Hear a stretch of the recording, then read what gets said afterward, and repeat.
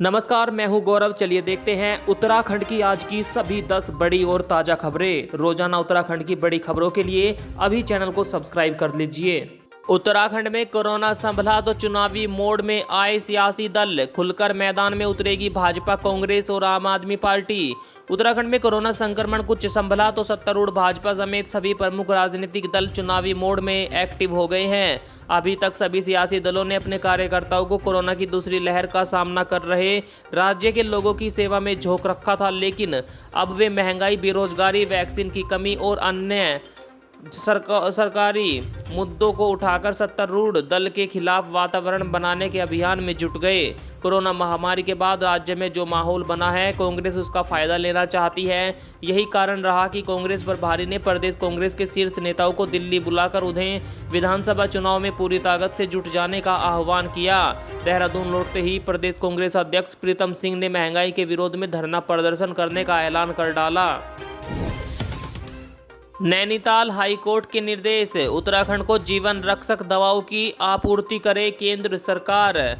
Nainital high court ने केंद्र सरकार को निर्देश दिया है कि उत्तराखंड को जीवन रक्षक दवाओं की निर्बाध आपूर्ति की जाए। कोर्ट ने राज्य को भी निर्देश दिए हैं कि आईडी कार्ड न होने की वजह से टीकाकरण से वंचित कमजोर वर्ग के लोगों के टीकाकरण के लिए जिला स्तरीय टास्क फोर्स बनाएं और समाज कल्याण विभाग की मदद से उनका प्राथमिकता के आधार पर टीकाकरण किया जाए। उत्तराखंड में 100% क्षमता के साथ चलेंगे वाहन। हर यात्रा के बाद वाहनों को करना होगा सैनिटाइज।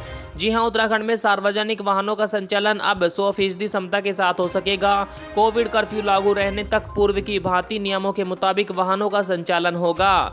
परिवहन सचिव ने परिवहन से जुड़ी नई मानक प्रचालन कार्यविधि जारी कर दी। इसके तहत अब सार्वजनिक वाहनों में पूरी क्षमता के मुताबिक यात्री बैठ सकेंगे। एसओपी के मुताबिक अंतर्राज्यीय और अंतर जनपदीय मार्गों पर बस, taxi, cab, maxi cab, 3 wheeler, auto, Vikram व ई रिक्शा का संचालन सीट क्षमता के हिसाब से हो सकेगा। सवारियों को खड़ा करके नहीं ले जाया जा सकता। हालांकि शहरों में सिटी बस, विक्रम ऑटो का संचालन फिलहाल कोविड कर्फ्यू रहने तक नहीं होगा। केवल आपात स्थिति में टिकट दिखाकर ही ऑटो या टैक्सी का संचालन पूर्व की भांति हो सकेगा। वहीं हर यात्री के उठने के बाद सीट पर सैनिटाइज करना होगा। पर्यटन कारोबार से जुड़े 50,000 कर्मचारियों को सौगात, दी जाएगी आर्थिक मदद।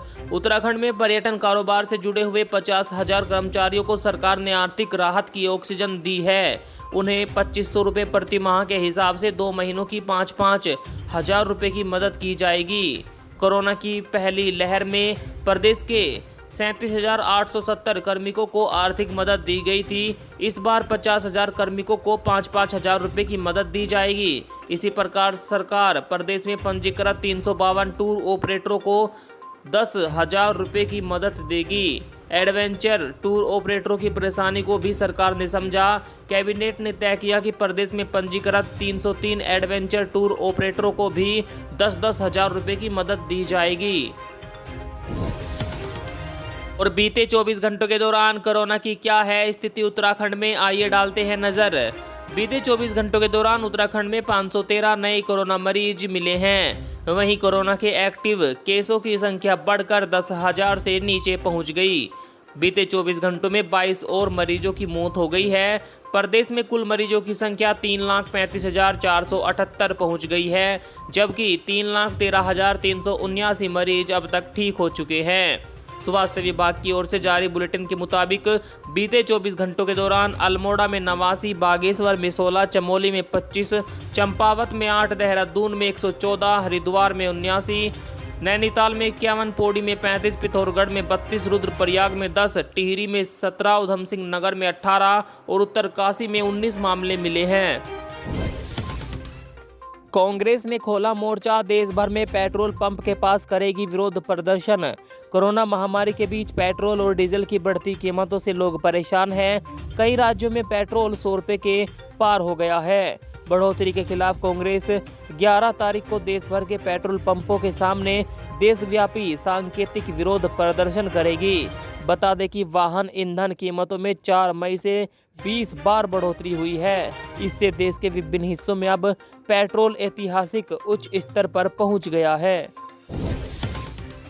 42 दिन बाद खुले बाजार तो दिखी रौनक, शराब की दुकानों के आगे लगी लंबी लाइन।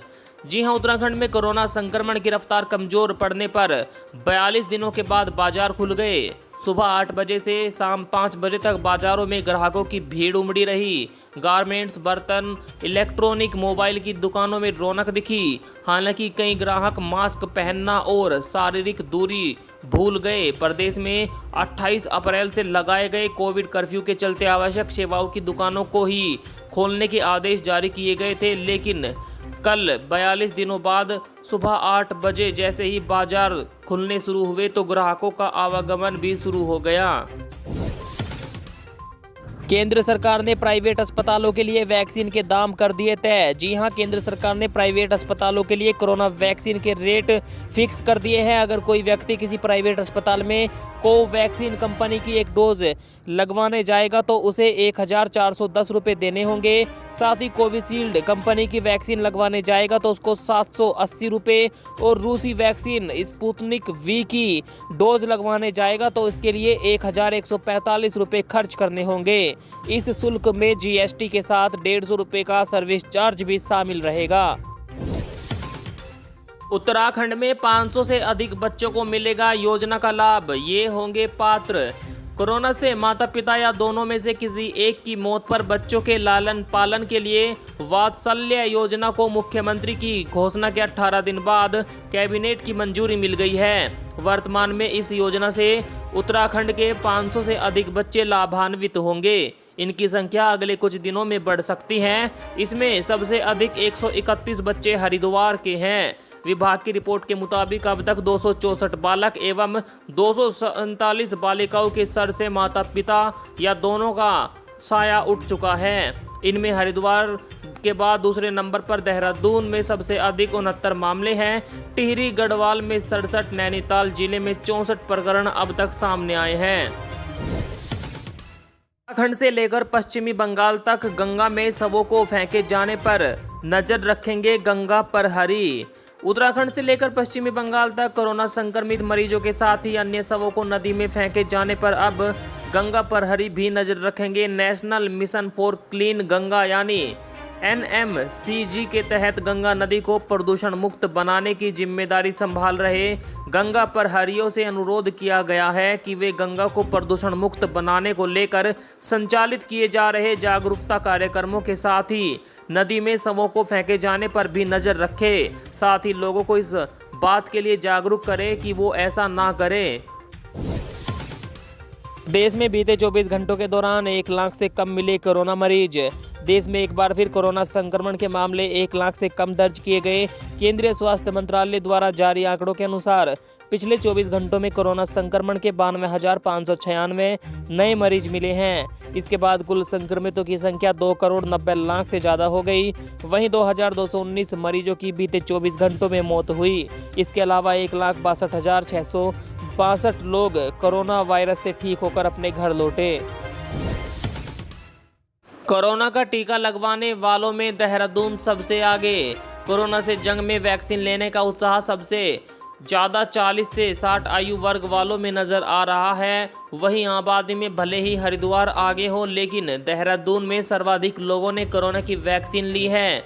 इस फहरिस्त में रुद्रप्रयाग जिला सबसे निचले पायदान पर है। प्रदेश में 77% लोगों को वैक्सीन की पहली डोज मिली है, जबकि 22% लोगों को अभी तक दूसरी डोज मिल पाई। अब प्रदेश में कुल 12,47,548 यानी 51% पुरुषों और 11,69,695 यानी 48% महिलाओं को कोरोना का टीका लग चुका है।